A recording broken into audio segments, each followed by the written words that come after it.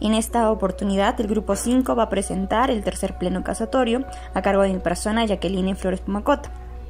Este tercer pleno casatorio establece que en los procesos de familia se debe dar la flexibilización procesal, debido al carácter tuitivo de dichos procesos. Sin embargo, ello no debe suponer en alguna manera que se genere alguna indefinición en una de las partes al resolverse un extremo que no fue objeto de controversia, ni mucho menos que se decida en abierta contradicción a la norma legal. Ahora, tocaremos de manera muy sucinta y muy rápida los hechos.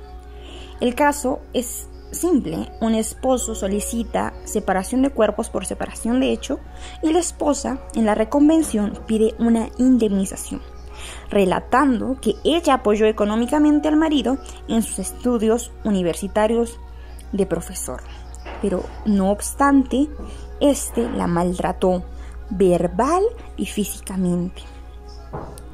Se agrega además que el esposo tiene una relación convivencial.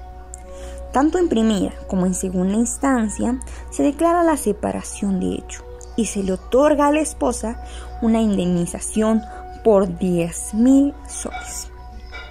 Además, la Sala Superior considera que se ha configurado una aflicción en los sentimientos y frustración del proyecto de vida matrimonial, tratándose de un supuesto de responsabilidad civil familiar por tipo contractual. Obviamente, el demandante interpuso un recurso de casación. Bueno, como hemos visto, entre otros puntos controvertidos, se fijó determinar si la demandada real y efectivamente es la cónyuge más perjudicada, y si en su caso procedía o no la adjudicación de los bienes sociales por concepto de daño moral. Ahora, tenemos que hacer un análisis más detallado, ¿no?, de lo que se determinó en segunda instancia. Y esta segunda instancia sostiene que la demandada se encargó del cuidado de las hijas menores cuando el demandante se retira del hogar, y se acredita que ella fue quien más sufrió con la separación. Además, refiere que respecto al inmueble cuestionado, pese a que se adquirió antes del matrimonio, al haberse estado conviviendo sin impedimento, se debe reputar como social. Ahora, ¿por qué se va a casación? Es que el recurrente alega afectación al principio de congruencia procesal. Él argumenta que ningún juez puede otorgar a una de las partes más de lo que ella pidió, pues la demandada solo solicitó el 50% de los bienes sociales, pero la Sala Superior se excedió, según el recurrente, al otorgarle la totalidad de estos. Siguiente, vamos a hablar de la indemnización y de los daños personales. Para los fines de la indemnización, resulta trascendental distinguir entre 1. Los perjuicios que se originaron con ocasión de la separación de hecho producida, que lógicamente han sido mucho antes de la demanda, y también de los perjuicios que se produjeron desde la nueva situación jurídica creada con el divorcio mismo. Esto con la sentencia constitutiva, que tiene como referente temporal la sentencia firme emitida en dicho proceso. Ahora, uno de los aspectos esenciales para la procedencia del pago de la indemnización o de la adjudicación de un bien es la existencia de la relación o nexo de casualidad entre los perjuicios sufridos por el cónyuge y la separación de hecho con el divorcio en sí. Tenemos que entender algo: la relación entre el daño a la persona y el daño moral es de género especie. En cuanto al daño a la persona, se requiere que éste sea real y efectivo, cierto y personal, que tenga relación de causalidad entre el daño y el hecho generador del daño, y debe derivar de la lesión a un interés o derecho no patrimonial del damnificado.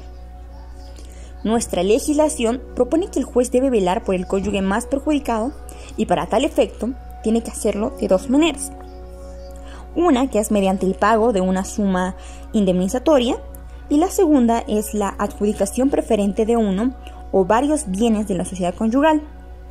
El cónyuge perjudicado elige cuál de las formas le conviene a sus intereses, y si hay o no hay elección, el juez puede optar por alguna de las alternativas que considere más adecuada al caso en concreto. Respecto a la adjudicación de bienes de la sociedad conyugal, el juez, al adjudicar un bien al cónyuge perjudicado, debe hacerlo con preferencia sobre la casa en la que habita la familia. Dentro de la adjudicación de bienes, el juez puede disponer también la adjudicación del menaje ordinario del hogar a favor del cónyuge beneficiado, siempre que se considere que con ello vela por la estabilidad económica de éste. Finalmente, vamos a hablar de la indemnización o adjudicación de bienes de oficio a instancia de parte. Se fijará a instancia del consorte más perjudicado o por oficio por parte del juez. En el primer caso, la parte demandante puede considerarse la más perjudicada con la separación del hecho y en virtud de ello, esta está facultada para acumular la pretensión accesoria solicitando la indemnización o adjudicación preferencial de bienes sociales. La parte demandada también podría considerarse el más perjudicado y podrá reconvenir solicitando cualquiera de aquellos extremos señalados.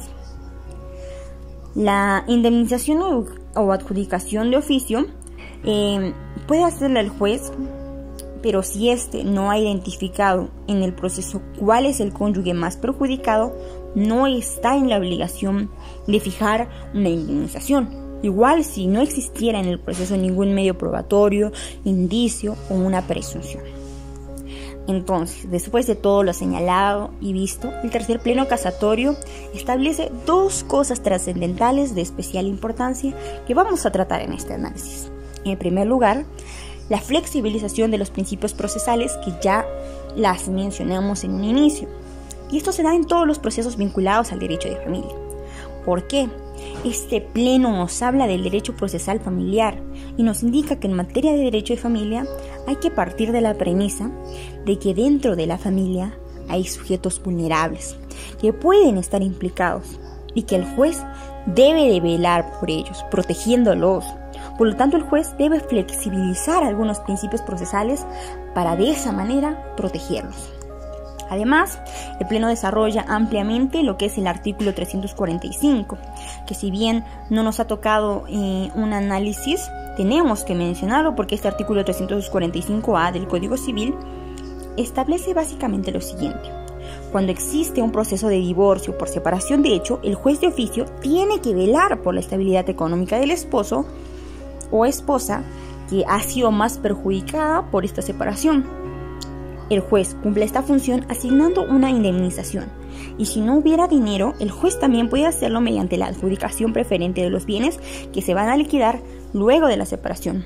Para acceder a este beneficio, el cónyuge que se siente más afectado tiene que solicitarlo, al menos implícitamente en algunos escritos.